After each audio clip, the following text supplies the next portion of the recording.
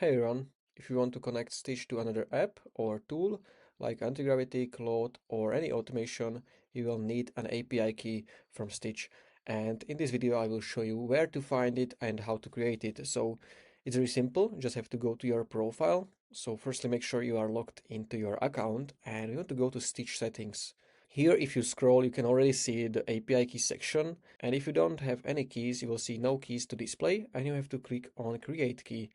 And this is going to generate automatically the key, which you can then use. So this is my key, and it's also showing you that there is this abuse auto detection on. So if this key would be like publicly exposed, it should be automatically like disabled. So make sure you are not going to share this with anyone because this is secret information. And you can copy it from here if you click on this copy icon.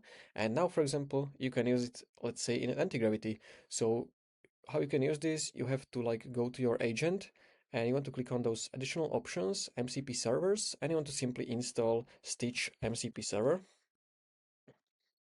So you're going to search for it, and here if you click on install, it's going to ask you for the Stitch API key, so I can paste it in, I can click on save, and now Stitch is going to be connected to my anti-gravity, and I can bring my data or workflows directly inside anti-gravity from Stitch by using this MCP server. So this is one use case how you can use this. And if you want to remove this key, you just have to simply click on delete API key, and that's all.